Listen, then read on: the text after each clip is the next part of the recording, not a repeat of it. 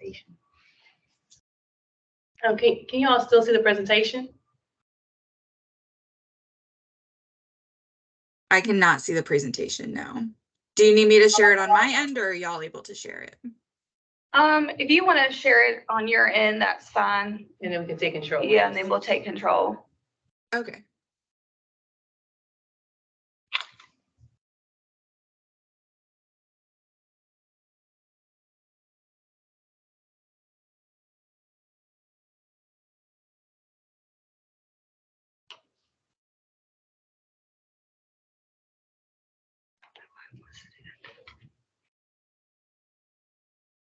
Okay, good morning, everyone. As she already stated, I am Melissa Myers, and I have Brittany Davis here with me on this morning. And we're going to talk to you about ESSER fiscal monitoring reviews and compliance. We'll let you know about some issues that we have seen, and hopefully we'll be able to share information with you that will help you alleviate any future audit findings. So what you will learn about internal controls, which includes written policies and procedures. We will discuss our SCDE guidelines memo, which is a memo that we issue annually. And we share it with our federal program offices and tell them to share it with their subrecipients. And it's a memo that talks about retaining supporting documentation. It talks about the assurances and terms and conditions of federal subawards, and basically gives our expectations of what documentation you should be maintaining when you're filing and submitting claims. We also will talk about expenditure classifications and required documentation and common issues noted and ways to avoid audit findings, such as the period of availability, procurement requirements, and asset listing requirements. So first up, we will talk about internal controls. And so when you talk about internal controls, there's a federal guideline in the Code of Federal Regulations that specifically states internal controls, and it states that the non-federal entity must establish and maintain effective internal control over the federal award that provides reasonable assurance that the non-federal entity is managing the federal award in compliance with federal statutes, regulations, and the terms and conditions of federal awards. So in other words, they're saying that you should have policies and procedures and controls in place that gives you, your management, the assurance that you are managing your federal awards in a manner that you should be. It also says that to ensure that an entity maintains effective control over and accountability for all funds awarded, the entity should have written policies and procedures. So when we go out and have conducted our reviews, we do ask for your written policies and procedures. Can you do the next one? Yes. The written policies and procedures to see what you already have in place. And so we have noted in our reviews that lots of times there are missing written policies and procedures for the following areas: your grants accounting procedures, for allowability, for cash management procedures, including the timing and frequency of requests for grant reimbursements, payroll, including timekeeping and time and effort, record retention, procurement, including contract administration, conflict of interest for those engaged in procuring goods and services, and equipment management to include your acquisition and disposal. So again, when we go out to do audits, one thing we do ask for is a copy of your written policies and procedures. We want to make sure that you indeed have written procedures for your fiscal procedures that you have in place. And not only do we want to make sure that you have them, we also want to make sure that you are actually following what you have written. Okay, so the SCDE guidelines for retaining supporting documentation.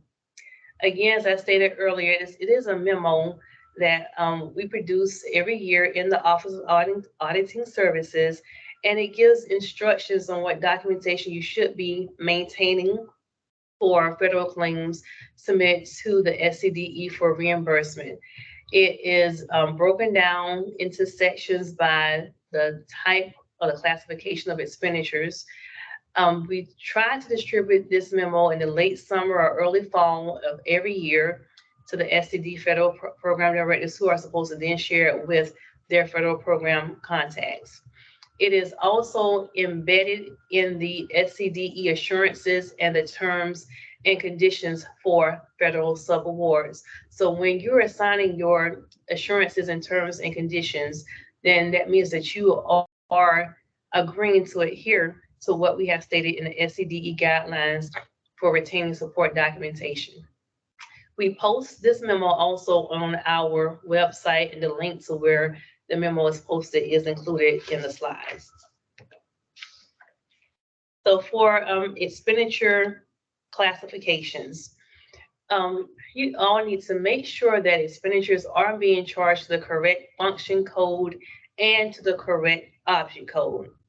If you later determine that expenditures will be incurred for a different purpose than what was approved for in your original spending plan, then you must request an amendment, and it must be approved prior to you charging the expenditure to something different. Also, you need to ensure that the correct account codes are used to charge the expenditure, and that is correctly noted in the budget amendment and the revised spending plan, if you have one, and I should say in the approved revised spending plan.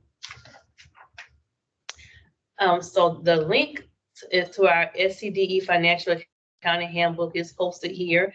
Also, so you need to use that financial accounting handbook so you can look at the different function codes, the different object codes. It gives you a definition for those different function codes and object codes, so that you can ensure that you are indeed charging expenditures to the correct account codes.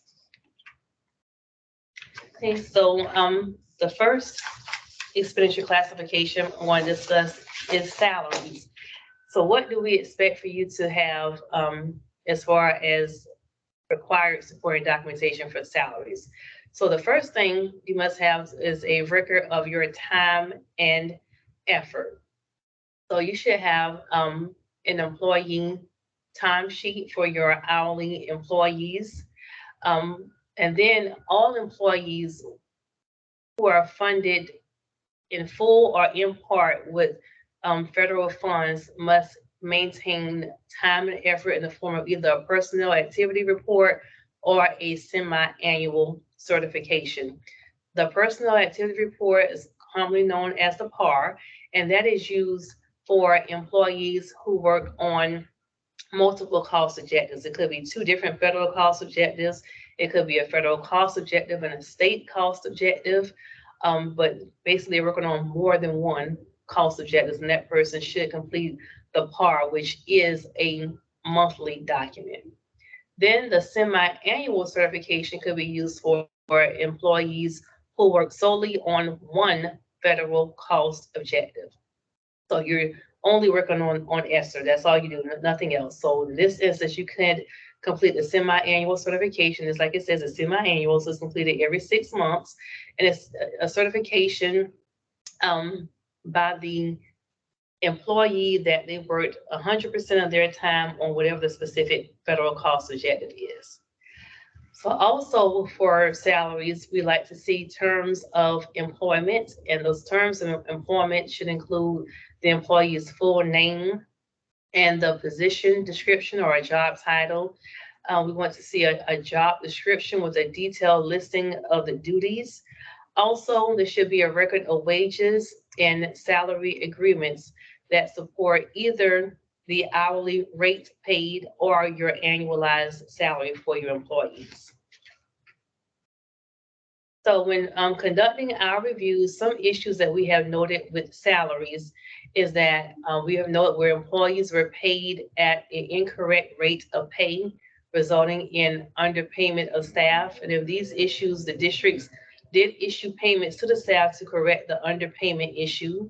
We also noted where timesheets were not completed for hourly employees, or they could have been not completed, or we had timesheets, so some of the information was not missing. Some approvals may not have been present by the supervisor.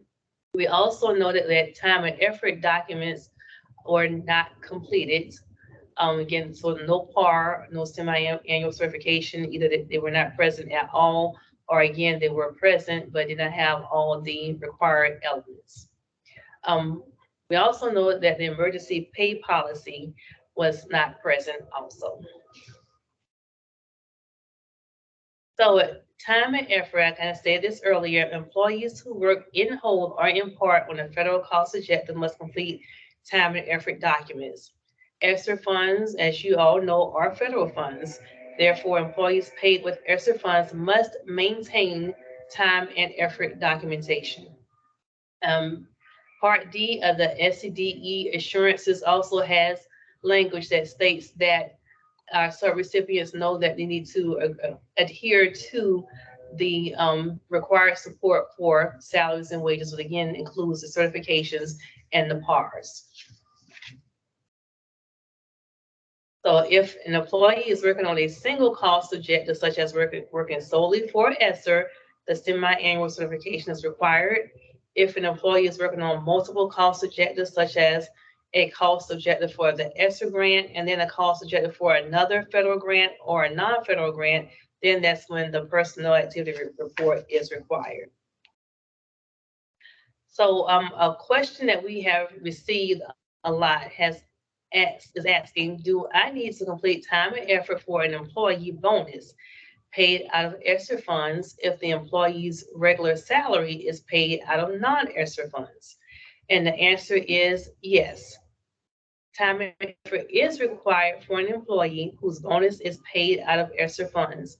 A blanket certification can be used to list all employees who receive the bonus paid out of ESSER funds. However, justification for the bonus for each employee is required. Just to give a blanket bonus, it must be a specific proper justification as to why each employee is actually receiving the bonus. Do I need to complete time and effort for an employee stipend paid out of ESSER funds if the employee's regular salary is paid out of non-ESSER funds?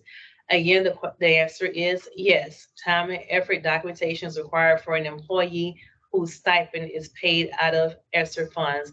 And just I want to clarify, when I say time and effort, you have time sheets for your hourly employees, and then you have time and effort. Time sheets and time and effort are two different things.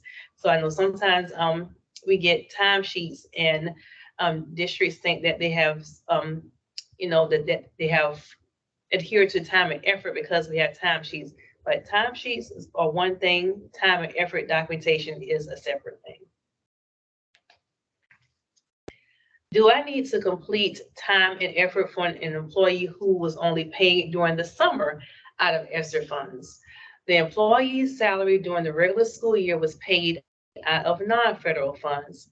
Yes, time and effort is required for an employee who was only paid out of ESSER funds for the summer. A semi-annual certification can be used to certify just a portion of time that the employee was paid out of the ESSER funds. The specific period of time that the subrecipient certifying should be included on the certification statement. So even though we're saying, semi-annual, we know that summer is not 6 months.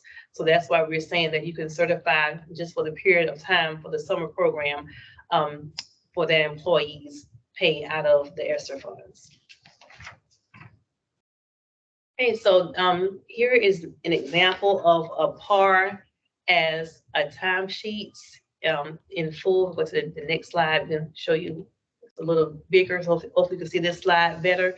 But on this example, a PAR as a timesheet, if the timesheet has all of the elements of the PAR, then your timesheet could be accepted as a PAR. And so in this example, you'll see with the PAR as a timesheet that the district name is in the header, as well as the school name. There's a field for the grant number, and then there's a field that shows by week and by day the time in and time out for each employee, and there's fields for you to include what federal program or programs or non-federal programs, so basically each program that the employee worked on each day. And then at the end is where you total the hours worked. You include any sick leave, annual leave, or holiday pay, and how the total hours worked. And I think I saw a question in the chat.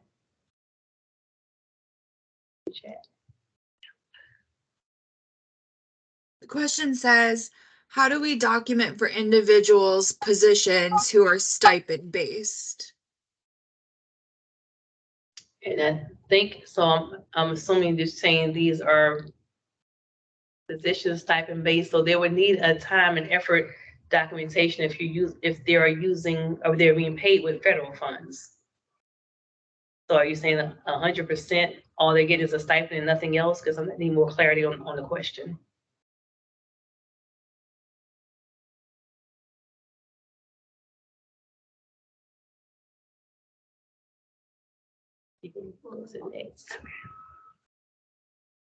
Okay, so the person is only receiving a stipend, and the stipend is paid through federal funds, and that person needs to have time and effort documentation, and should have a timesheet also.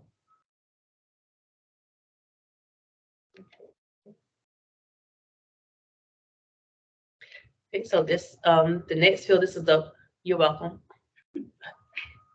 Is this the bottom of the PAR as a timesheet? So you will see at the bottom that there's a field for the signature of the employee and a field for the signature of the supervisor, and it calculates the percentage of time worked on each federal program. Okay, so this is an example of what we actually use here at the State Department for a PAR only. So this is just a PAR. We're not using this as a timesheet, but just a PAR only. And so with the PAR only, there are fields, of course, for the employee's name, the employee and supervisor signature, the title of the employee in the month and the year of that the PAR is applicable to. In the left-hand field, this is where we insert the federal programs that we are working on. And then by day, we put in the number of hours worked on the federal program and programs or the non-federal program. And then we calculate the percentage. Go to the next page. The bottom of the PAR only, you see where there's a total by day during the month, and then we're calculating a percentage of time that the employee worked on each cost objective.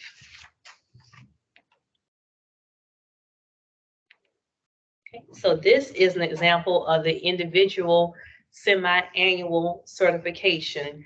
So again, this is generally used every 6 months. Again, we have an exception, like I mentioned, for summer school, but generally this is for a 6-month period of time, and it's for staff who work solely on one cost objective.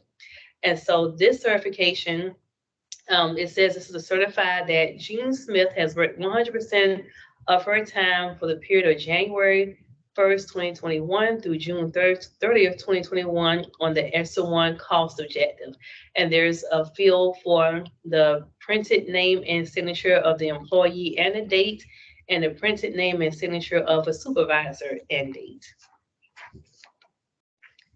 So then we also discussed the blanket semi-annual certification. I know these examples are probably hard for you to see, but you can see them better once it's emailed out to you. So there's a blanket semi-annual certification. So with this, you have all employees reporting to one supervisor, the same supervisor, for the same cost objective. So that supervisor can list all of their employees that reported directly to them and worked on that one specific cost objective and certify for all those employees that these employees listed above worked 100% of their time on one federal program.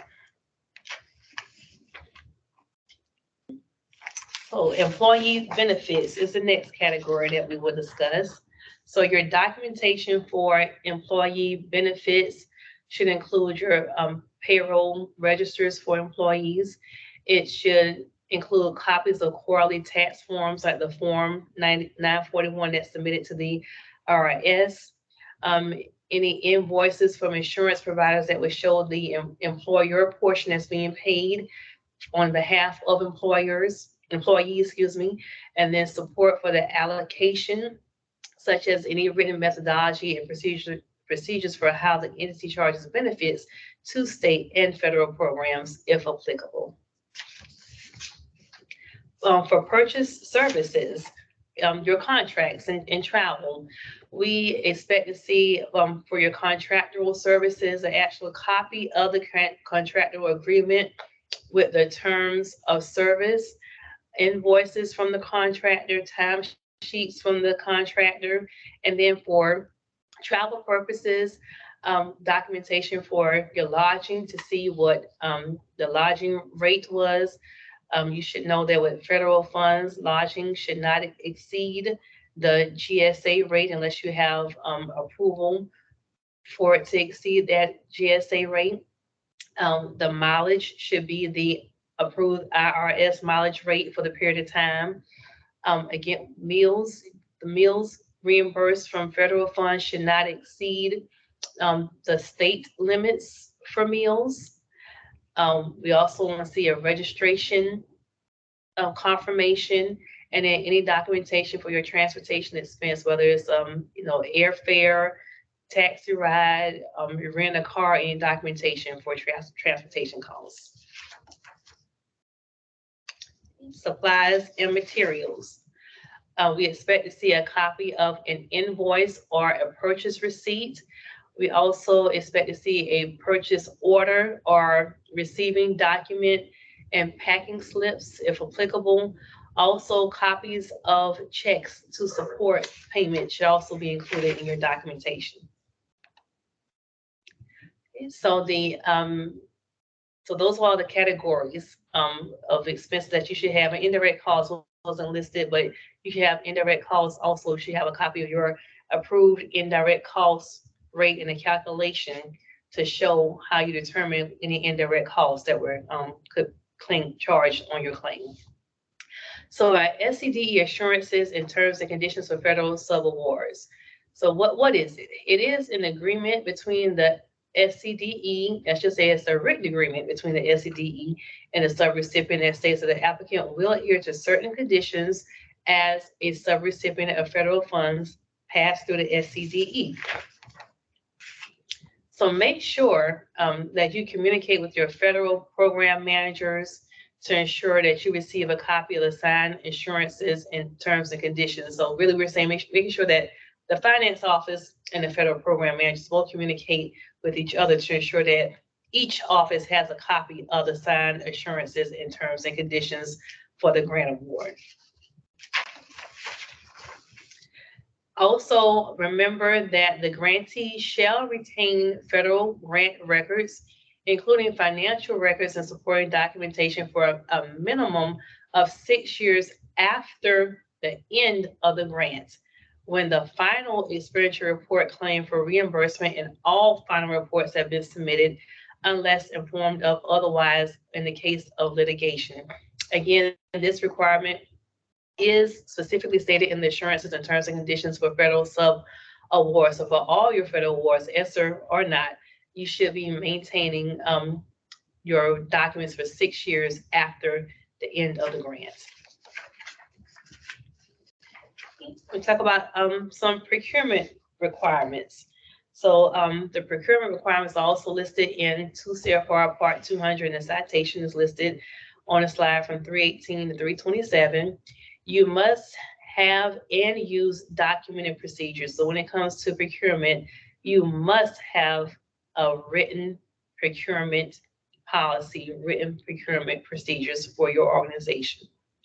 You also must maintain oversight over your contractors, which is contract administration. You just don't give them money, then you don't hear from them anymore or do anything else with them. You make sure doing as the project is going on that you have your oversight over your contract, so you know exactly what's going Maintain written standards of conduct covering conflicts of interest to include disciplinary actions for violations. Lots of times during our reviews, we may see a conflict of interest policy, but it does not have any disciplinary actions for any violations included, and that's one thing that should be included. Also, award contracts to only responsible contractors possessing the ability to perform the service successfully. You must also ensure that all of your procurement transactions, acquisition of property or services provide for full and open competition. Ensure non-competitive procurements are only awarded if one or more of the following circumstances apply. And that is the acquisition of property or services does not exceed the micro purchase threshold. It's a sole source, it's an emergency, the federal awarding agency or pass-through entity authorizes it in writing, and after a solicitation of a number of sources, competition is determined inadequate. You must also maintain records sufficient to detail the history of procurement, which includes rationale of the method of procurement, a selection of the contract type, the contract selection or rejection, and then a basis for the contract price. So issues that we have noted with procurement include not following your documented procurement procedures. We know there have been missing or no records to support procurement, such as no documentation of the solicitation, no documentation showing your quotes or bids, no written justification for sole source or emergency procurements, because you must justify any sole source or emergency procurements. We noted no written contract for procurements, which includes sole source, because even though it's a sole source, it must still be a written contract for any sole source procurements. And we've also noted that an emergency procurement does not meet the definition of an emergency per district policy. And so this example actually was found in one of our reviews. Is remodeling a wing of a high school during spring break an emergency? No, that is not considered in emergency procurement, because those students are there, so we'll go ahead and get it done during spring break. That is not an emergency. The roof was not caving in at that point in time, so that is not considered an emergency procurement. It's 63 slides. I got 30 slides. Good gracious. Your mic's unmuted. There's no additional issues include no written contract administration procedures, no written standards for conflicts of interest and or disciplinary actions for violations, missing contract provisions, no documented process for determining if vendors have been suspended or debarred, and no written purchasing card policy. And then an existing unrelated purchase order used to make purchases. All these things that we have listed are things that we have actually seen in our reviews. So just make sure that that you are following you have written procurement policies and procedures that you are following them. So now I'm going to turn it over to Brittany. Good morning, everyone.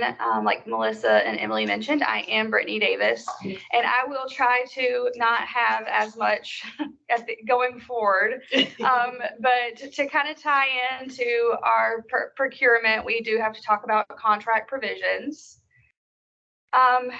All contracts made by LEAs under the federal award must contain the provisions listed in Appendix 2 to Part 200 when applicable. We did provide a link for you guys to, if you are curious and want to go see all of them, but I do have them listed on the following slides that I will, going too fast here, that we will go over, which is contracts for more than the simplified acquisition threshold, termination for cause and for convenience, equal opportunity, everyone's favorite, the Davis-Bacon Act and the Copeland Anti-Kickback Act, Contract Work Hours and Safety Standards Act, rights to inventions made under a contract or agreement, the Clean Air Act and the Federal Water Pollution Control Act, debarment and suspension, the Byrd anti-lobbying amendment, the recovered materials, which you can look at 200-323, prohibition on certain telecommunications and video surveillance services and equipment, and domestic preferences for procurement. The next one is something that we do often, well, we always check for, which is debarment and suspension. Contract award must not be made to parties listed on the government-wide exclusions in the System for Award Management, or as everyone knows, SAM.gov. This is something that we look for also in policies and procedures to make sure that the districts do have, in fact, a policy written that they are checking for the suspension and debarment for anyone they would be awarding contracts out to. This is just a snippet of the SAM.gov homepage where you would check for federal debarment and suspension status. But we can't forget our state people either. So we need to make sure that we check for state debarment and suspension, and that can be done on the Division for Procurement Services website, which we did go ahead and provide that link as well. Asset listing requirements. This is a big one when we are reviewing and monitoring for ESSER funds, and not just ESSER funds, but federal funds in any sense. We do ask for the asset listing to be provided to us. And the reason for that is because we're trying to ensure that each asset listing has the required elements that is listed in 2 CFR 200-313-D1, which is the description of the property, a serial number, the source of funding of the property, including the FANE, who holds the title, the acquisition date, the cost of the property, the percentage of federal participation in the project costs of the federal award under which the property was acquired, the location, the use and condition of the property, and any ultimate disposition data, including the disposal date and the sale of the property. Some of the issues that we find during our reviews is that we don't have complete asset listings as required by 2 CFR 200-313. And a lot of the main components that are missing are the FANE, the source of funding, the acquisition date, the disposal date, if applicable, and the sale price of the property. This is one of the asset listings we received during one of our monitorings. This asset listing actually included everything that was required in 2 CFR. So kudos to Spartanburg School District 5, who was kind enough to allow us to use their example in our presentation. So the next thing we'll talk about is period of availability. The period of availability requirements can be found in both 2 CFR 200-403, which states the cost must be incurred during the approved budget period, but we also have it in the Federal Assurances Terms and Condition in Part G under obligation of grant funds, which states grant funds may not be obligated prior to the effective date or subsequent to the end or termination date of the grant period. No obligations are allowed after the end of the grant period. And during our reviews, we have had a couple of instances where this has come up. And so for one example, the district submitted supporting documentation for an expenditure that was outside of the period of availability, which in this case, the district claimed an expenditure that was prior to the March 13, 2020 period, so before the pandemic happened. So therefore, those expenditures prior to that date were deemed unallowable.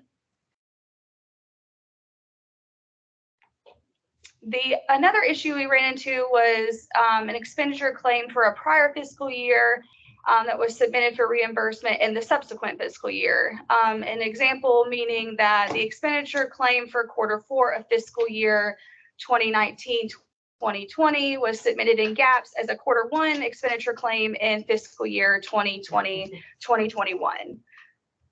So it's very important that when we're requesting reimbursement, that it's for the period of availability, and that can be found on the grant award notice. If you have any questions, please feel free to type them in the chat and we'll get them answered. But while you guys are doing that, we will go ahead and give you all of our contact information. Again, this is Melissa Myers and her contact information. And again, I'm Brittany Davis, as well as my contact information. And then the following are other individuals in our office. I'm sure a lot of you have talked with Hershula Davis, who is our audits manager. We have Angela Chisholm, who is another auditor, Donna Langley, who is another auditor, and then Taurus Capel, who is our administrative assistant. So if you guys have any questions, we're happy to answer them for you. If you guys want, I know Emily said that the presentation is going to be made available to you guys, but if you want additional copies of the examples that we provided, we are happy to send those out to you. Just send us over an email or send Emily an email and she'll forward it to us and we'll get it to you guys as quick as we can. Thank you.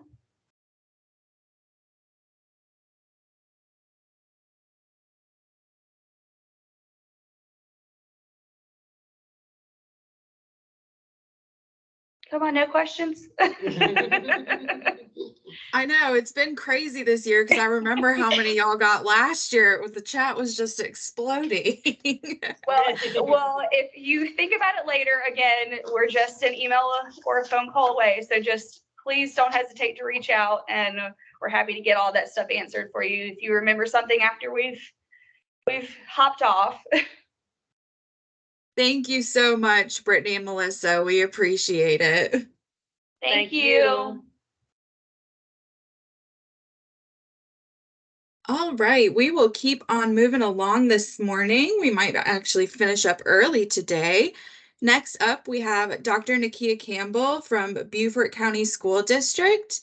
Nakia currently works as an officer of academic initiatives. In this role, she initiated the Beaufort County School District Assistant Principal Summer Institute and the aspiring principal cohort to provide support and build leadership capacity with assistant principals and other building leaders in the district. As a proud Beaufortorian, is that how you say it? She led the work to establish the first annual African American History Education Conference. For the last year, Nakia has helped to lead the work in increasing parent and community engagement within the district. Specifically, she has worked with local churches and nonprofits to facilitate extended learning opportunities for students living in our underserved communities. So with that, I'm going to pull up your presentation. Just a moment. Sorry, technical things this morning. Let me see. Emily, can you hear me? I can. All right, perfect. All right. Those slides come up. Yes. And are you operating or am I? I'm operating, so you can just All right, let me know when perfect. to advance. And then, all right. Good morning, everyone. Thank you so much for allowing me to present to you our community initiative, community engagement initiative for Beaufort County School District. This is a great opportunity for Beaufort County to showcase one of its proud initiatives, and I'm just happy to be here. We can move to the next slide. So I just want to share our story.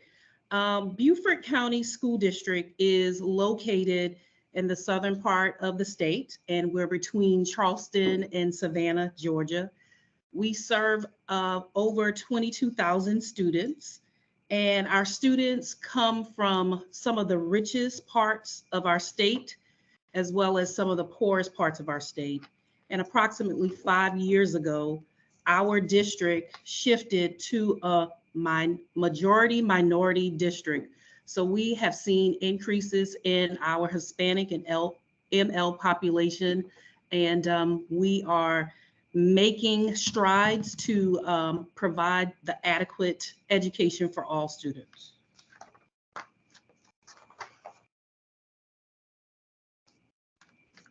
So the impact of COVID. So everyone knows that in March of 2020, all of our schools in America closed their doors and shifted primarily to a virtual learning platform for our students that we served. And Beaufort County was not different.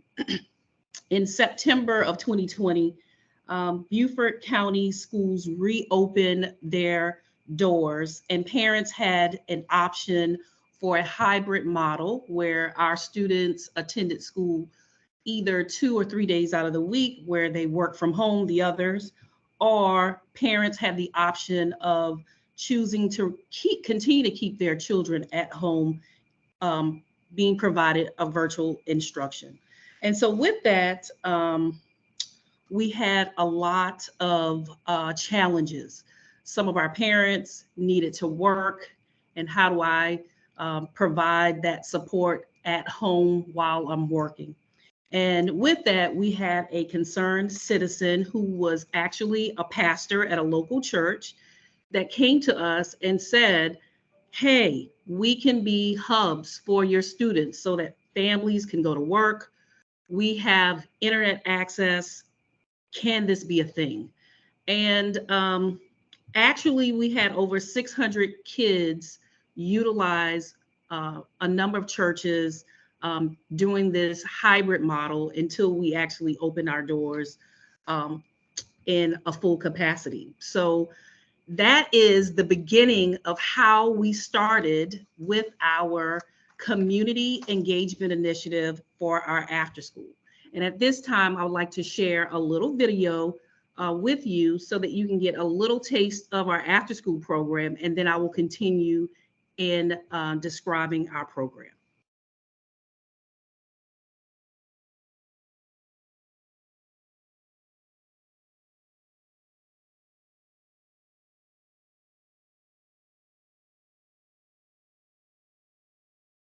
Was the video showing up? I just want to make sure. I see a video, but I don't hear anything yet. Okay, I'm about to play it.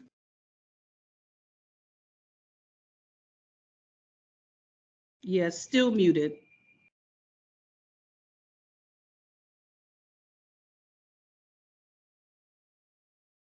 Emily, we can't hear it.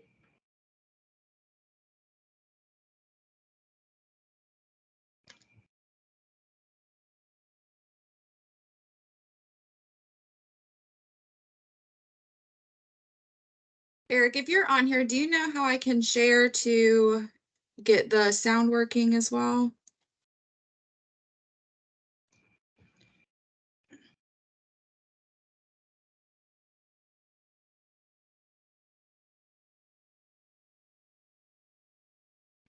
Share with the audio option.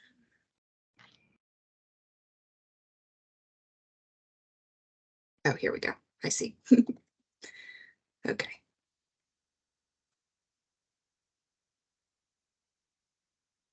Well as learn, and we do other activities and enrichment kinds of things. Learning should be fun, so that's why we do a lot of gaming, interaction, team competitions, so that they can learn but actually have fun. Okay, let's fix this then. Some of the things that we do here at the center, we help them with their homework assignments. We've incorporated singing in the learning, so we've learned songs to help them remember things that they're going to need in school and for testing. Okay, good job. The community initiative program helped us to realize and to recognize the obstacles that the children were facing academically, and the joint effort. It takes a joint effort. It takes not just Beaufort County School District and the community, but it takes the whole village to help us with this program.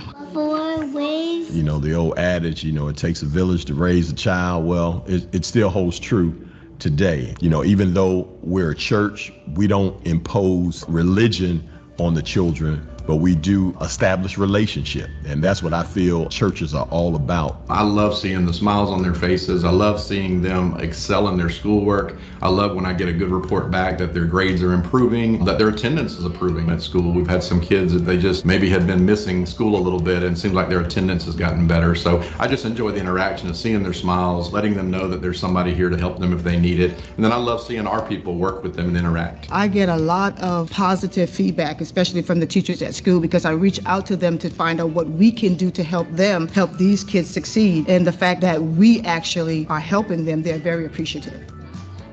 And having this program for me, it's been very beneficial because I've seen the improvement in their reading habits and different skills, that's needed. It's awesome. They're doing a great job here. Some of the parents who have come here and seen the program, they've actually messaged me, said what a blessing it was to have this program going. They really love the environment. So that's been a blessing, is to hear from the parents and just to see how much they appreciate it. And then also to hear from the kids. They love coming here. They love having a place to go after school. I enjoyed that they are helping me with my work and helping me to understand how to do it. And they teach new stuff and new strategies to help you with your work. I like doing drawing and reading books and doing math. If we can make a difference in one child here at Meadowbrook, or one family that's struggling with their child and their homework, then it's all worth it. And so everything that we do here as an outreach of our church involves our community. And so, that's a big part of who we are. Our community center has always been the hub of our community. It's always been where we came to get information about what was going on in the community. And for us to give back, that's right on. And it takes us working together to kind of like reiterate what not only the school is doing and what we're doing, but also the parents in the community. And as you reiterate what we are working on, then everybody as a whole coming together can make this program succeed. Everything that we do for these children in our community, just a smile, a hug, helping them read better, helping them understand what their math facts are, all of that means something to them. And so we see that when they're excited to be here, and we have seen that growth.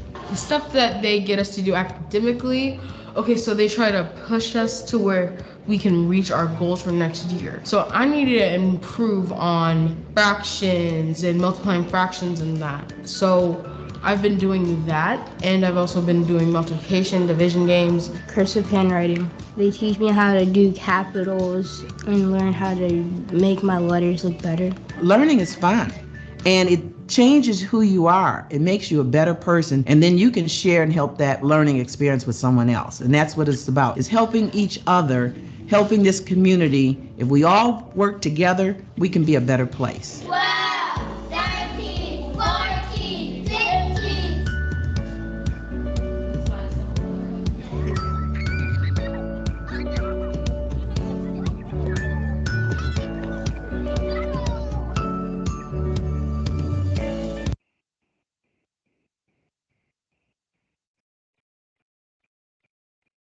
So that is just a quick video of our program, but I do want to take this opportunity to share a little more insight. As I started before in the introduction, our parents, when we opened our doors back in September of 2020, our parents had an option to choose the hybrid or continue with the virtual instruction. And what we learned at the end of that year, that in some parts of our district, more than 75% of the students in a school chose the virtual platform and did not opt to come back for the hybrid. And we saw this pattern in several of our communities in Beaufort County, and many of those communities, we had data that supports that, the face-to-face instruction was needed. So this was an opportunity for us to utilize our ESSER funds to extend the learning in specific communities within Beaufort County. So the purpose of our initiative is that Beaufort County School District partners with our local faith-based and nonprofits to provide extended learning opportunities that will take place in our after-school programs as well as the summer. And we open our initiative to all of our students that we serve within the district, pre-K through 12th, who are identified at their school level as needing additional support and help. And we felt like this would be a great idea to engage our families as well as our community members in supporting our goals for the district. So the research tells us that poverty is linked to many negative outcomes. A lot of times our students that fall in that particular subgroups are scoring lower on our standardized test. And this data is aligned to what we see a lot of times here in Beaufort County. So our goal was to combat that. How could we extend the learning so that we give our students additional time and build a relationship within our community to support the learning for all of our students. So Beaufort County students have a poverty rate of about 20% higher than our national average. And as I said before, approximately 5 years ago, our district shifted from shifted to a majority minority district, and we have over 50% of our students that we serve that are poverty pupils. Students who participate in our programs students who participate in our programs are recommended by their schools. Sorry. All right, just additional information. We know that when we extend our learning, we give them access and it's beneficial. And our after-school programs are aligned to our research where there's enrichment activities, a safe place, a caring adult. And so we are setting our students up for success as we partner with our community members.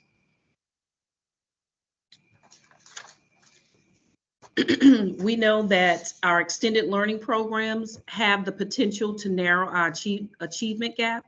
And I'll talk a little bit about that later on, but we have already seen increases as a district with the kids that are in our after-school program or the schools that they attend. Some of our preliminary data is showing great gains. So we're really excited about the outcomes. So let's talk a little bit about our program. Our program is offered Monday through Thursday from 3 to 6, and we run approximately 28 weeks within our school year, and we add 4 additional weeks during the summer with a total of 32 weeks that we extend the learning. Currently, we have 13 faith-based or nonprofit partners who have partnered with the district, and they provide the after-school support and enrichment and extended learning for our students. This is just a sample flyer of when you are in our district, you'll see these around. So I wanted to share that. So we serve approximately 300 students in our 13 faith-based and nonprofits per year. Since January of 2020, we have served over 600 students. So some of those students have but have gained the results that they're in their personal goals. So they have transitioned out and we've served additional students. Our students also participate in our summer learning program. And when we calculate the 28 weeks plus the 4 additional summer, when we add up all of our total hours, we have calculated that it is 54 extra school days that we provide for this initiative to our students. So what we provide at our after-school programs are academic support, which includes homework help. And this is also provided by retired teachers that have served in Beaufort County. In addition to homework help, we have our students, this year we're doing My Path, where there's 15 minutes of reading and 15 minutes of math. And there's a pathway to their goals, their academic goals. We emphasize the importance of physical activities as well as enrichment activities, our arts. Some of our sites have tapped in with our STEM initiatives. So that's all a part of what the day looks like. We provide a hot nutritional meal as well as snacks when the students are there. All of our sites have access to social workers who connect with our families, and they are pretty much like the liaison between our community sites as well as the district, so that if there are additional ways that we need to support families and students, we will do that. In addition, our students at least once a year participate in field trips. We this summer had all of our students go to the Columbia Zoo, and in organizing that particular field trip, we found that many of our students, that was their first time at the zoo. So it was important for us to provide the exposure as well as the extended learning and making as many connections to that as possible. Last year, our students went to the Citadel and had a great time. So we've partnered with our colleges, both locally as well as in Charleston, so USCB as well as the Citadel. And it is our goal to expose our kids to emphasize the importance of college and career readiness, and just making sure that kids understand that process. And again, the kids had a great time. They were on campus for a full day. And in addition to visiting the Citadel, they also were able to go to the South Carolina Aquarium. So all of our field trips are connected educationally to the work that is being done at the after-school program. Again, I have some additional pictures of enrichment activities that our students have participated in. I mentioned the Citadel, the aquarium. We've done nature walks. We've had Marines, because we are affiliated with a lot of military installations around Beaufort. So we've tapped into that, as well as we have local businesses that have poured into our program, our Beaufort County Library, and like I mentioned before, the Columbia Zoo.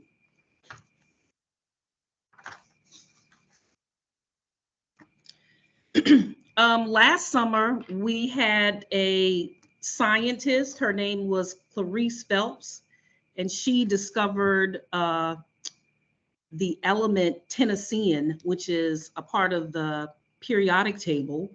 She had an opportunity to meet with our students and inspire them to reach for careers in math and science.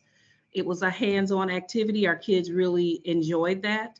Our MedTech group, which is a grant that we wrote to support many of the students that are in the communities, to expose them to math and science and art, was instrumental in organizing and having our keynote person interact with our students last summer. So let's talk about our supporters. So I mentioned before, we have 13 faith-based nonprofits. They include the Church of the Harvest, New Life Deliverance Temple, D. Gulloway, Meadowbrook Baptist Church, Grace AME Church, Scott Community Center, Ladies Island Baptist Church, Mount Carmel Baptist Church, St. Paul Baptist Church, Bluffton Community Soup Kitchen, St. Andrews by the Sea, Hilton Head Boys and Girls Club, as well as Sea Island Presbyterian. So all of our community sites are located in all areas within our district. The majority of our sites are located in our high poverty community areas that connect back to the data point that I mentioned before, that more than 75% of the students did not access face-to-face instruction when parents had the option to.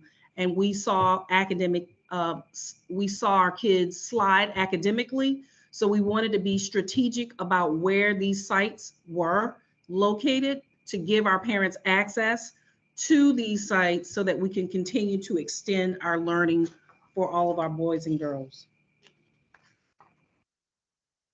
So professional development training for our community sites. So I mentioned before that 90% of our sites have a retired certified teacher. So that makes this work much easier for us in that our retired teachers understand curriculum, they understand goal setting, they understand how to move kids from point A to point B. So with that, we provide training before our teachers have access to our students. So all of our sites have to have CPR certified representatives. We also provide training around crisis prevention intervention, so like how to de-escalate behavior issues. We also train them on our software platform that we use to collect data for our students, which is MyPath, and they all have training for that, in addition to iReady, Dreambox.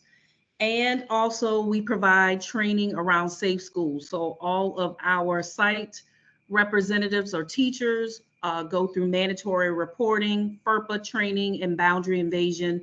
And all of that is kept and documented. And every site person goes through an official background check. So that's all a part of the process. The iReady and Dreambox training is really to support students when they come to the sites. If they have homework, we want to make sure that our site representatives understand what is expected in the classroom so that they can support our students in the after-school program. All right, program costs. This is all what we're wanting to see. So our students who are typically low income attend our after school and summer free of charge to our families, but the program cost is approximately $2,200 per student. I know that may seem like a large number. I have a personal relationship in terms of partnership with our CEO of the Boys and Girls Club, and they serve a lot of our students in the Beaufort County area. And so when we were in communication about partnerships, he mentioned to me the per pupil cost to run the Boys and Girls Club in Beaufort is $4,000 per student. So, and I feel like we provide a lot for our kids. So the $2,200 per student is about half of what our Boys and Girls Club cost is to support their programs. So we serve about 300 students per year, and the total cost is around $600,000. And so the $600,000 covers the cost of our retired teachers, as well as the academic assistants, our social workers who connect with our students, and our community resources, as well as the facilities agreement, usage, transportation costs. Beaufort County pays for the meals, which is like an in-kind using our federal funds. Transportation, I think I mentioned that, as well as resources. We provide books, math manipulatives, as well as board games, as well as Wi-Fi. And I do want to emphasize that many of our communities struggle with the infrastructure for high-speed internet. And a lot of our families, it's not that they can't afford it, they don't have the infrastructure in the communities to have the high-speed internet. So we provide in many of our community sites Wi-Fi so our students can access their devices. I do want to emphasize in our story of our 22,000 students, we are one-to-one district. So all of our students are have access to a device. So that's why a lot of our homework and our professional development is around that particular platform. So I'd like to leave you with a video. This video is a video of our superintendent, Dr. Frank Rodriguez, who's a part of the Chiefs for Change network. And our initiative was highlighted in that work. And so I would like you to listen to this video as I conclude my presentation. My grandfather always told me, education is the one thing nobody can ever take away from you. The mindset at Mount Carmel is we can do anything when it involves our children. My grandma Maddie. Whatever is closest to our heart moves us. Don't you answer me with heart. You can't do it alone as a school district. You have them for 7 hours a day. We add an extra 2 or 3 hours with our extended learning sites through these ecumenical partnerships. I have a responsibility to the community and to God to be involved. It's like similar to school, but it's just like in the church. We hire retired educators. 8 legs for each spider. We're coming out of the pandemic and the children are behind. And I think this would help them to understand certain skills that maybe they did not master. And what did Grandma do? We look very closely at what our data is telling us, and then we provide that information to the individual sites so they can be purposeful with the children while they have them here. This is a real partnership. I'm up here. What we're seeing is an increase in proficiency. We're seeing 12%, 15% in literacy in schools that are in areas where these programs are clearly established. So how many altogether? 18. And our students have scored the highest in school district history on the state assessment. Second, in math, we were heavily impacted by the pandemic as schools across the nation were, and we're seeing growth in math. I am driven to tears because it reinforces my belief that our children are as intelligent as any group of children in this nation. I believe that with everything that is in me. I believe. Never underestimate what a few committed people who share a passion for making a difference in kids' lives can do.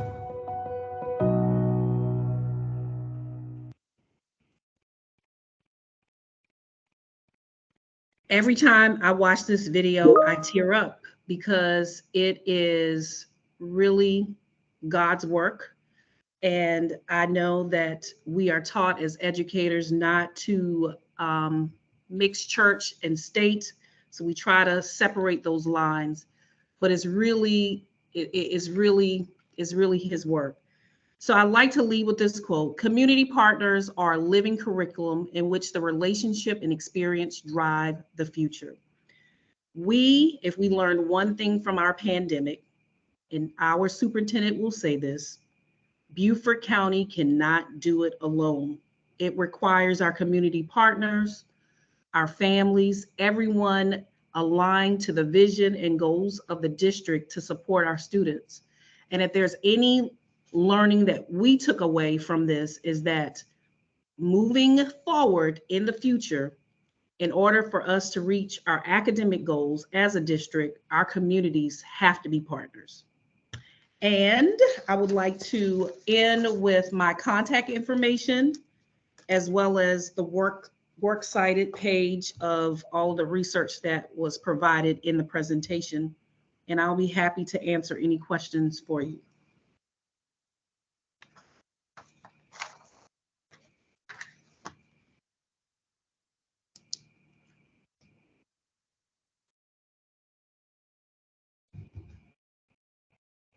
Thank you so much, Dr. Campbell. I was fortunate enough to get to come see this in person, and it is just amazing what you all are doing down there with these after-school programs in your communities.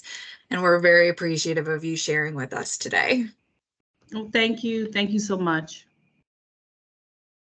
If anyone wants to come and visit, let us know. We start September 25th and we run until May the 9th. We've had other Did school districts come and visit our sites? And I can talk more in depth about, the program, why we provided this program for our families.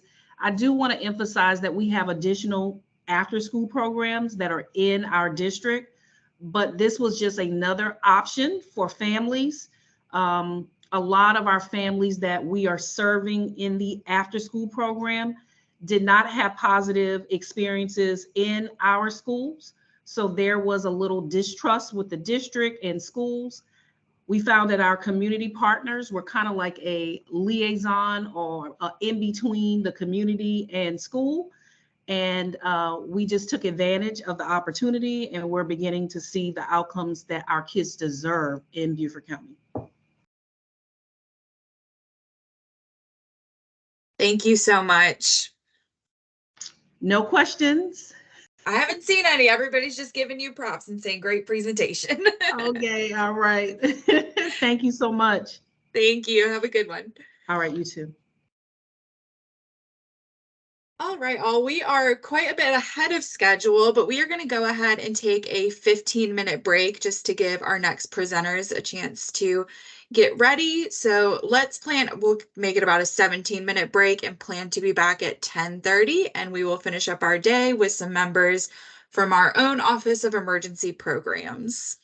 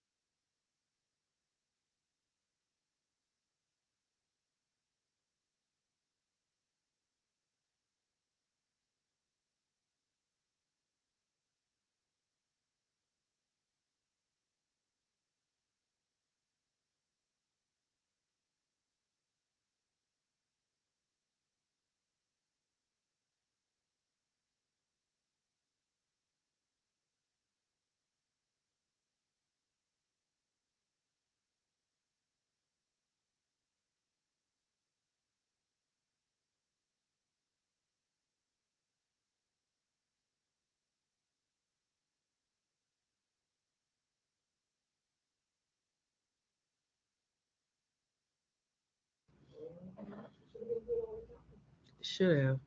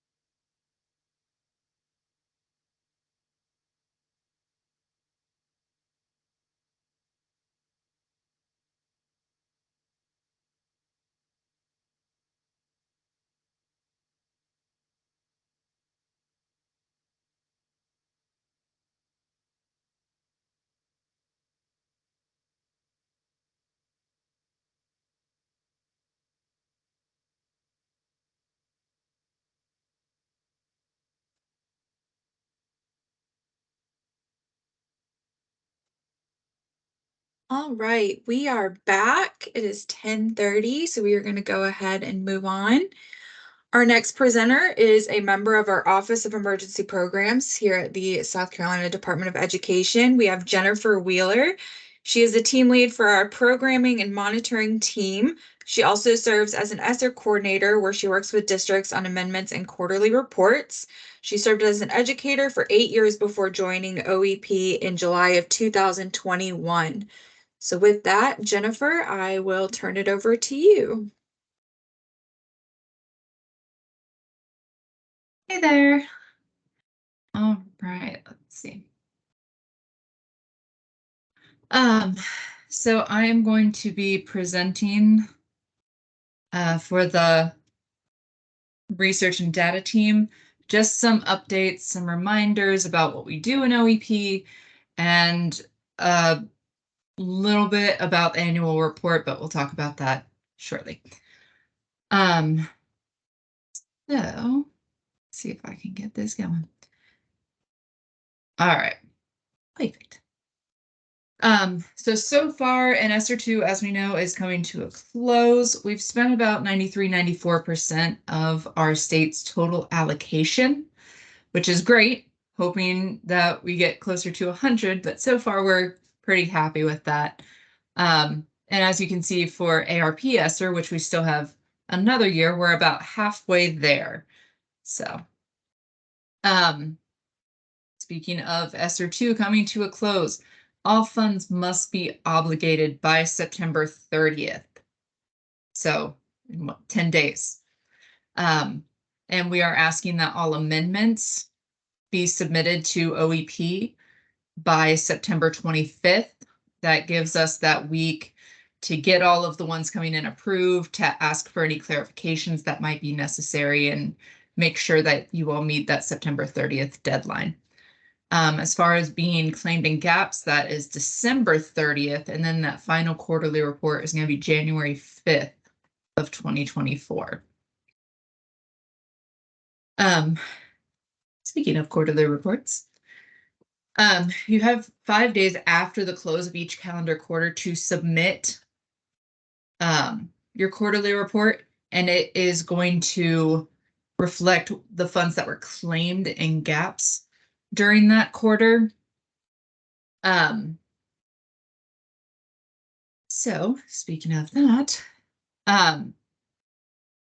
this seems to be where we get the most confusion, because people say, oh, well, the claim is for November 15th, so it's therefore that quarter. No, it's not.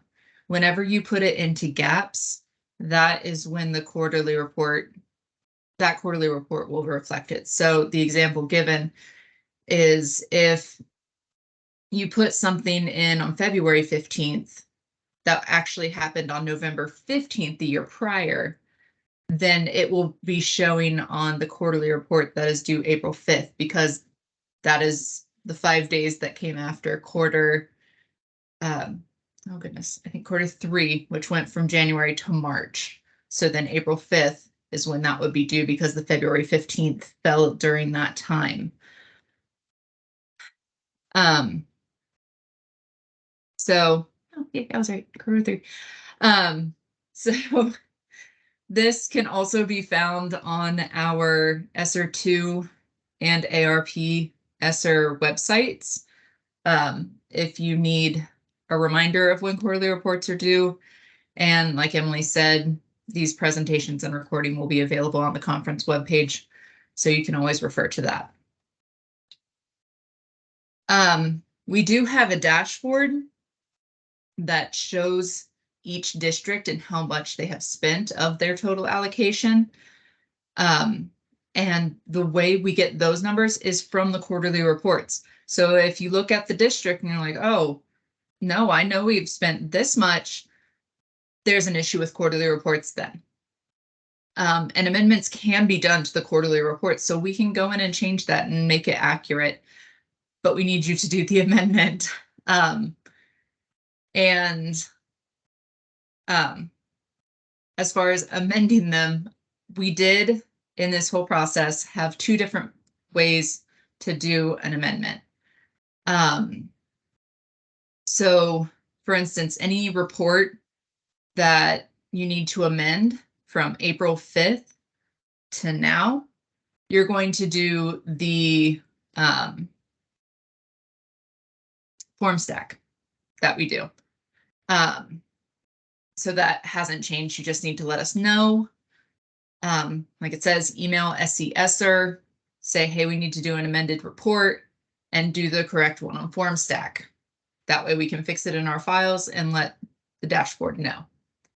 However, if it's something prior to April 5th, if it was on the January 5th report or before, that's when we did the old way with the Excel sheets.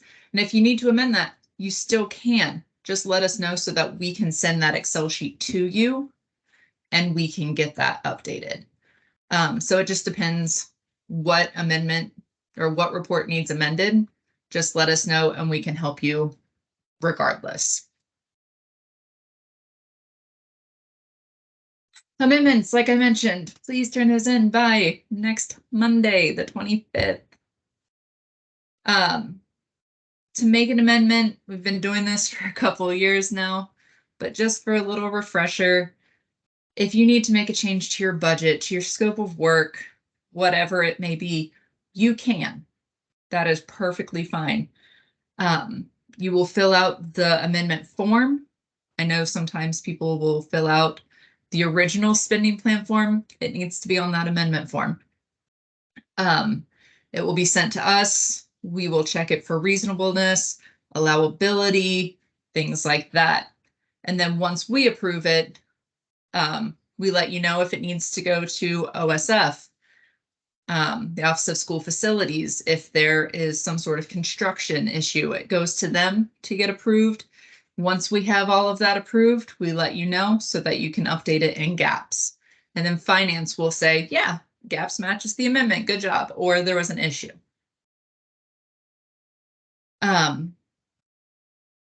And in the amendment components, I have emailed so many people recently too.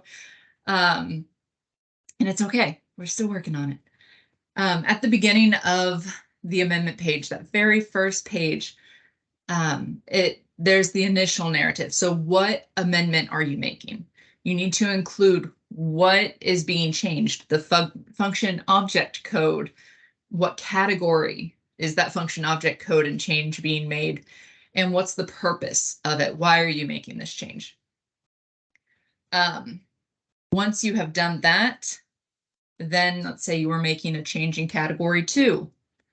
Go to category 2, write what that change is. All of the stuff that was previously approved still needs to be there, but then add what you are changing to it and make sure the budget reflects that change as well on that page. There's also a little box, and it's not on my slideshow, but there's a little box underneath the budget on whatever category you're working on that says this category is being amended. And if that category is being amended, it needs to have that little check or X or whatever. It needs to be marked. So please make sure you do that.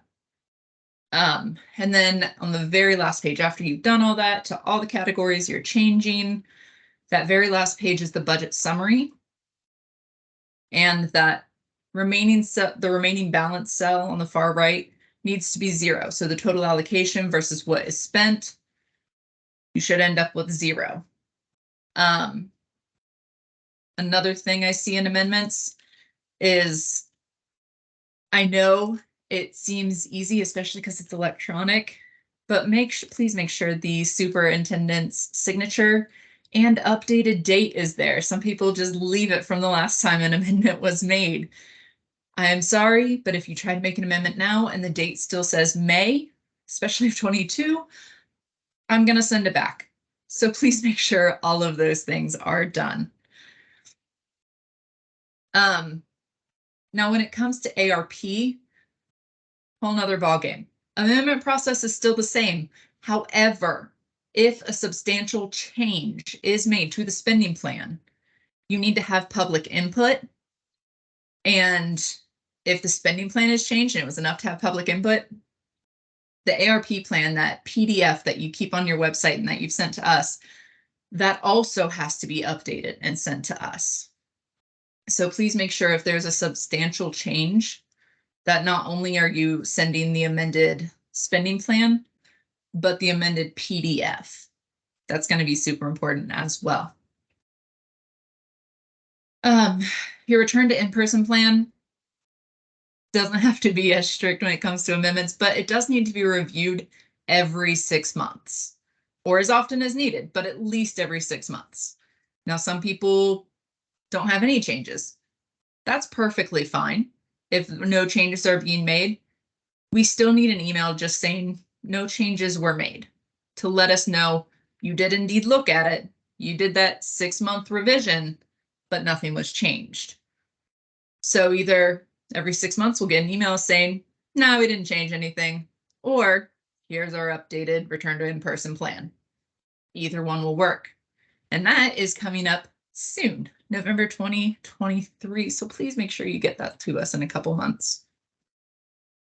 Documentation Jennifer, requirements. we do have a hand up really quick if we want to let them ask a Fantastic. I question. can't see it on mine. What's up?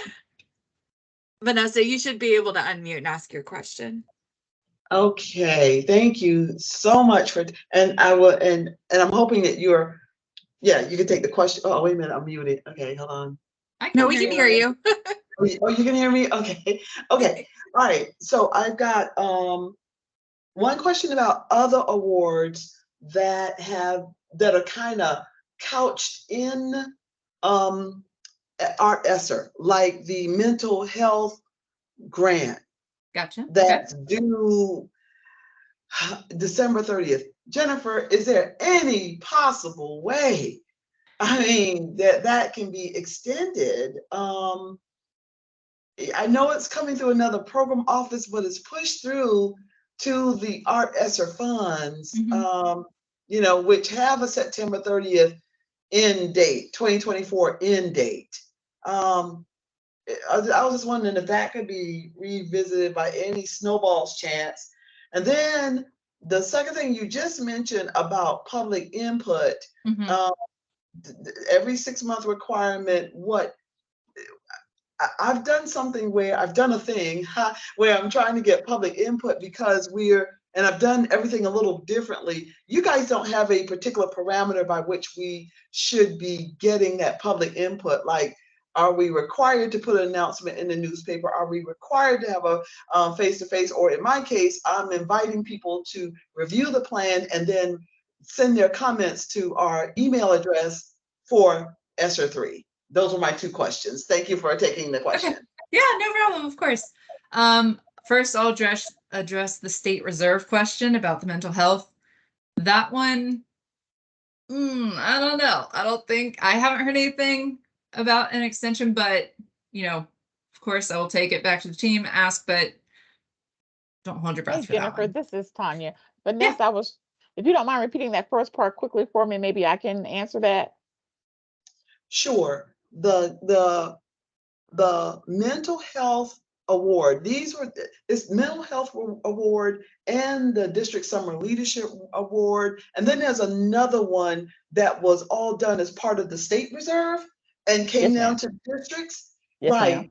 The mental health GAN and award, you know, I guess I ought to be happy for what we got because we at least taught them out of ending at June 30th, right?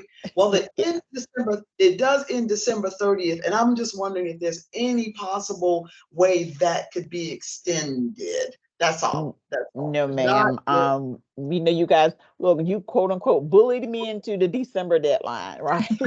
Against my will. And I gave you that extension, but no, if those funds, they need to be expended by December 30th, or for some districts who have not spent any of their funds, we actually are deobligating those funds this week. So there's not going to be any extension on the mental health award. Okay. Gotcha. Okay.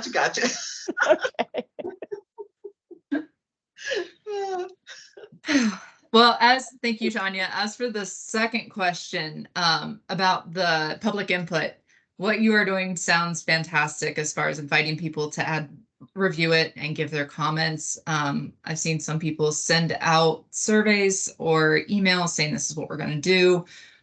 Some people bring it up at the board meeting and give public input that way. But we need documentation as well. So if you do it at a board meeting, give us the minutes. If you send it out for comments, just even a sheet that says like, here are the comments, that's fine. But we'll ask for documentation, like, did you have public input? Can you send us that documentation? And we'll just add it to your file. And that's all that is. So did that answer your question for public input? You said perfect. Yes, it does. Thank you so much. Okay. All right. Awesome. The documentation requirements, I'm going to briefly go over that because they went over that this morning. So probably won't spend a whole lot of time on this, but that's okay. For inventory, you do have to document it. If it's anything over $100 or a high value item that can get up and just leave, like a laptop or Chromebook. We've had a lot of Chromebooks go missing. Didn't realize they could spout legs, but here we are. Then those things need to be inventoried. Things that don't need to be inventoried are if they're less than $100, if they're consumables or furniture. I would be very concerned if a desk that was purchased with ESSER funds got out of the school unnoticed. I figured that would be a little more obvious. But those are some of the things that do and don't need to be inventoried. Like it was mentioned earlier today, time and effort is required for all employees paid with ESSER funds. Blanket certifications are allowed, but must be signed by someone with firsthand knowledge of the employee's time. Annual performance report. I know this is what you all are really excited about, especially coming from this team. We don't have the dates for this year's annual reports yet. As soon as we hear from the federal government, we can let you all know, but so far we have not. We're thinking the 4 reporting categories will stay the same as they have been. But we're not sure. Again, once we get that information, we can send it to you. Student demographic data will be collected in year 4, so please make sure you are paying attention to that, keeping track of it, so on and so forth. So general reminders, like I said, this is kind of what we've been doing this whole time, is just what we do. ESSER 2 deadline coming up 10 days from now. Please make sure everything is obligated by that time. A year and 10 days from now, ARP ESSER, everything needs to be obligated. So please make sure that happens. As far as what an obligation is for when it's made, I think we saw this yesterday too, because I was like, oh, I have that slide. But again, I'm not going to read it to you, not all of it, because you can read. But basically, it's the date that something is performed, a written commitment to acquire something. All of that is the obligation. But again, this presentation and the recording will be on the conference page should you need it. As far as the deadline to claim all of the funds, that is December 30th. You have until the end of the year, so it has to be obligated. It has to be decided what the money is being spent on by September 30th. You have until December 30th to put that into GAPS and say, yeah, we spent this money. And then that quarterly report is due in January 5th. So I know there was a hand raised and we answered that. Are there any other questions that I could answer? Tanya? Good morning. I don't have a question, but I just want to reiterate one thing. When we're talking about amendments, which we have seen that can really cause some issue moving forward. When you're making your amendment, anything that's changing should go in that top amendment box. even if the money is not changing in the category. So if you're just changing from buying this curriculum, XYZ to curriculum ABC, but the money amount's not going to be the same. Well, actually, that example has to go to public input. But you can't just change words in the narrative and not change them in the amendment, because what my team is approving is what is in the amendment box. So your amendment box should then match your narrative box. So you can't go into the narrative and make changes that weren't brought to our attention in the amendment box, because some of you guys have these really, really long descriptions, and we can't go back to every amendment to see what changed in the narrative. We're going to be looking for only those things in those narratives. So don't change things in the narrative down in the categories and then come back and say, oh, well, Tanya, you approved it. No, I approved the amendment box. Okay, so make sure, even if the money's not changing, if you're changing from painting the wall from blue to green, change the narrative that you're going to paint the wall, green and not blue. Everything should match. So if there's ever a question, there won't be the argument, well, you approved it. No, we approved your amendment. You just can't go in and make changes in the narrative and not bring them to our attention. So make sure that anything that changes, even if the money is not changing, put it in that amendment box, because that is where the amendments are going to be made, are going to be approved. If they're not in that box, don't come and say, well, Tanya, you approved it, because my argument's going to be, it's not in the box, which it has been for a couple of districts. So let's keep that in mind as well.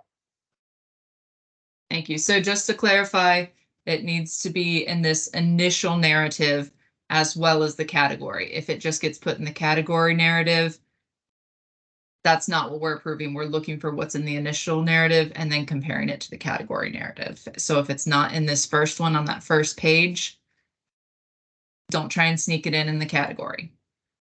It needs to be up here, no matter what it is. So were there if you have a question, you can go ahead and unmute.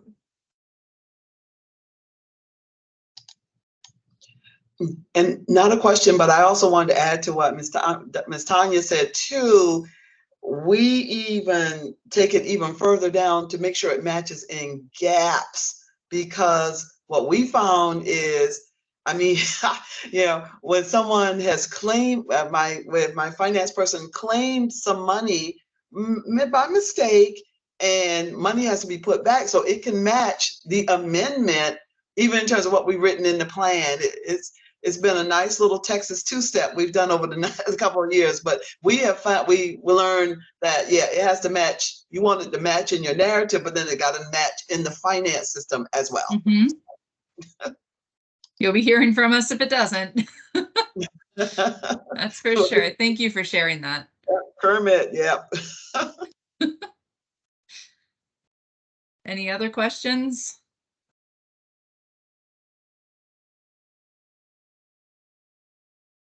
Well, if there are, I guess, you can email us at SCESSER.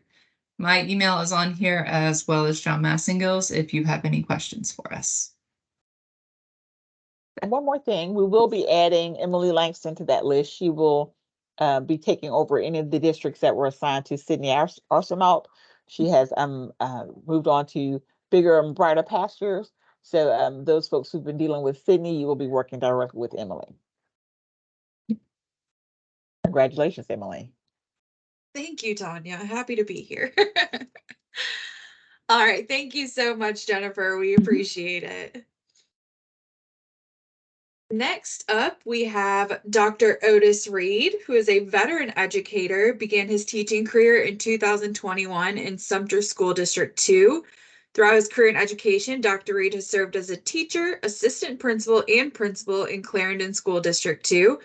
Presently, Dr. Reed serves as an education associate and lead monitor of the programmatic monitoring team in the Office of Emergency Programs at the South Carolina Department of Education. Take it away, Dr. Reed.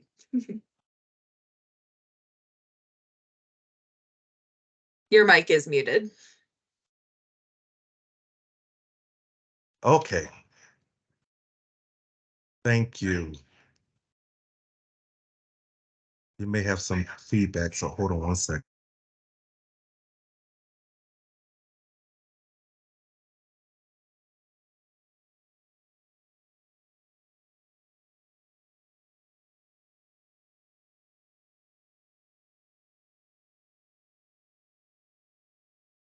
Okay, good morning, everyone. Thank you for your attention to our conference today and yesterday. I'm so happy to be with you all today.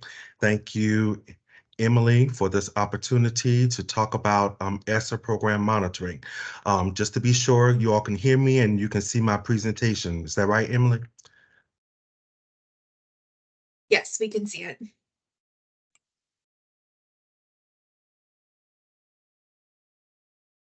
I'm sorry, say that again, Emily. We can see it. Okay, thank you. Thank you. Let me get my technology together. Okay, thank you all again. I'm here to talk to you briefly. This won't be a long presentation, but I'm here to talk to you briefly about ESSER program monitoring to provide some updates on where we are now and where we plan to be. So if you have any questions during the presentation, you may type them in the chat or raise your hand and we will get to those questions. If you think of any questions later, feel free to email us at scsr@ed.sc.gov.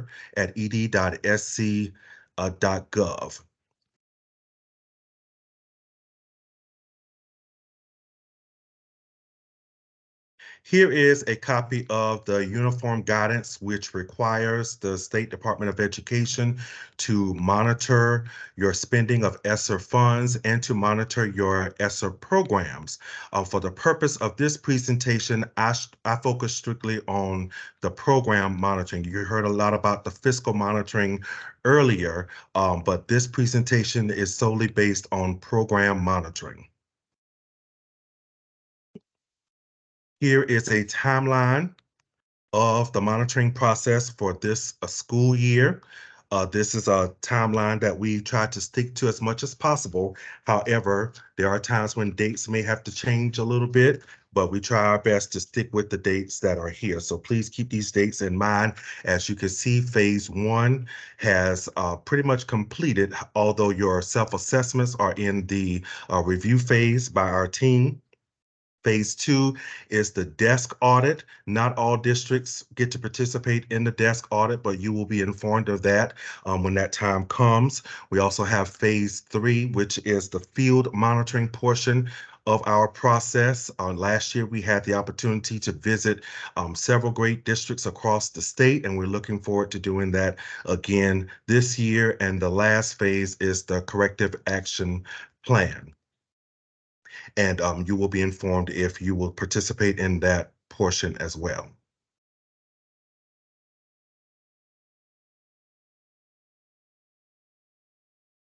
As I mentioned earlier, the self-assessment, we thank you all for submitting the self-assessments to us.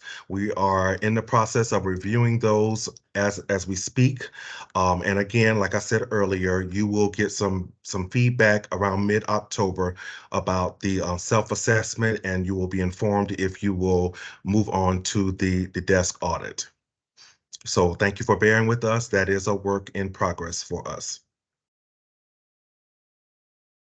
As I think about, or as I tried to think of some things to talk to you about today concerning the monitoring process, didn't really need to spend a lot of time on the self-assessment because we're in the review phase of that, and I didn't want to jump ahead and talk about the desk audit too much because we have not decided who will participate in that yet.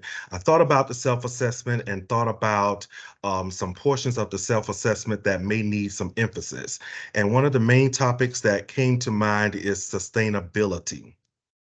And, you know, we have talked about that off and on throughout the whole entire ESSER funding period. But sustainability is very important because as we visited many districts and as we received your self-assessments and your desk audits last year, we saw that there are many great programs going on across the district.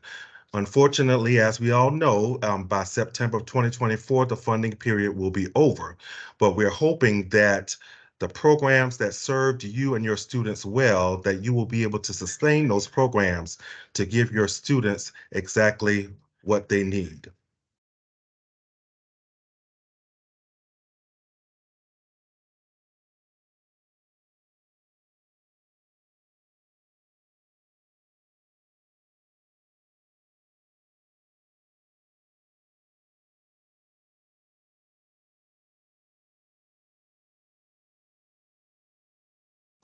Okay, sorry about that.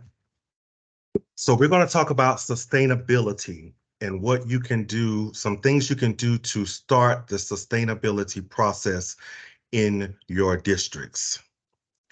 We suggest that you engage in collaborative conversations within your districts.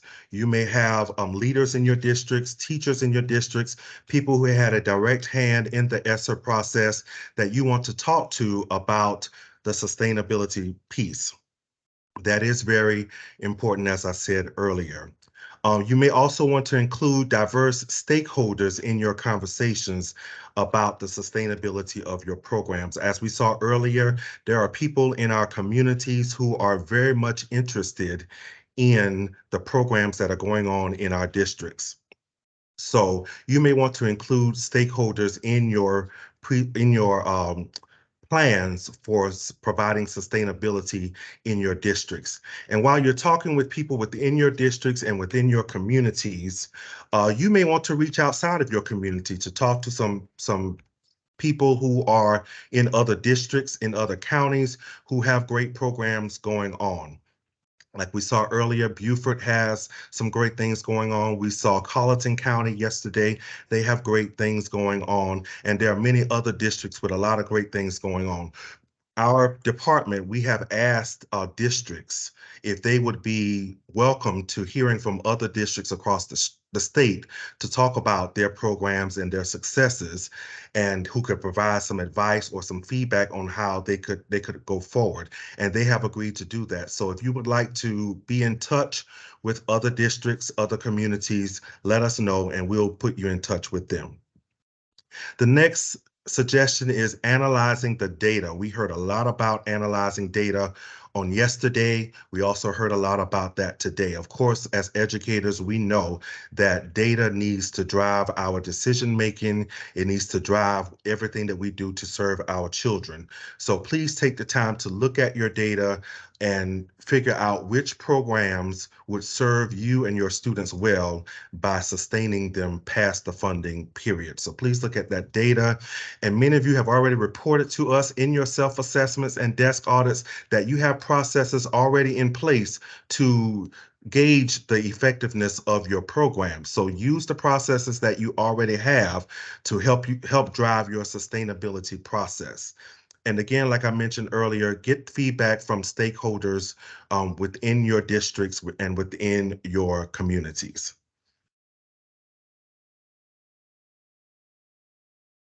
Talking about sustainability, we also need to talk about how we would achieve it and how we would maintain it. So here are a few tips from our office as well. That big word again, data, looking at the data to drive your decisions. I think I said enough about that. Just look at the data. That data could be your achievement data, your school climate data, discipline data, whatever data is relevant to the programs that you have in place. Use that information to drive your sustainability process.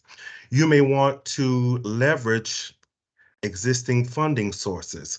Although ESSER is a huge funding source for our state and for our districts, we know that you have other funding sources as well, other federal funding sources, other state funding sources. So you may want to leverage those funds in order to sustain programs that you have. It may require some creative thinking. It may require some maneuvering of things and changing things around, changing the way we do things, but take the time to leverage those existing funding sources. And as we saw earlier with the Beaufort presentation, it may not always be funds that we have to leverage. You may be able to leverage services in your community, services that are already there, people who are already there, willing and able to provide the support that you need to serve your students. So leverage those sources, those funding sources, and those sources of services that are available in your communities. And while we're doing that, it may be important to seek additional funds to sustain your programs. That may be additional grants or any other types of funding that may be available to you and your districts. As we visited districts last year, we were able to see that many districts, they not only used ESSER funds to fulfill their ESSER programs, but they were able to supplement with other funds as well in order to be successful at their programs. So please take the time to do that. Another important portion of the whole entire monitoring process is technical assistance. As you saw on your self-assessment, we asked if you needed technical assistance at least 3 times. And the reason is because we find it very important for you to let us know how we can assist you. So if your district is in need of technical assistance, if there's anything we can provide to you, we want to be able to provide that for you, but we won't know unless you tell us. So please don't hesitate and don't be bashful about asking for technical assistance. If you did not take the opportunity to ask for technical assistance on the self-assessment, you may email us or contact us at any time to get the assistance that you need. We want you to be successful because, as I've said several times throughout this process, when you're successful, we're successful, and we want the entire state of South Carolina to be successful in our ESSER programs as well as in our ESSER spending. So again, there's the email address to contact us, scesser@ed.sc.gov. Please contact us anytime. We have a staff person who watches that email address all the time. So we take pride in contacting you and responding to you in a timely manner. And in fact, as we've gone across the state, many of you have acknowledged that how you were impressed with the fact that we have responded to you in a timely fashion. So please contact us anytime. So as I said earlier, this would be a short presentation, just a little something to get you thinking beyond the funding period, to think about those things that would be necessary for you to continue to serve your children in the best way, even after the funding period is over. So if you have any questions, feel free to ask them now. And thank you for your attention.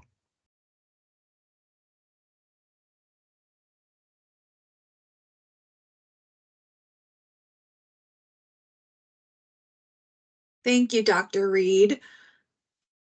I don't see any questions coming in, so if there are none, then that concludes our 2023 ESSER conference. On behalf of the Office of Emergency Programs, we would like to thank everybody for your time and joining us. As I've stated before, all recordings and slides will be posted to the conference website, which I'm dropping in the chat one more time.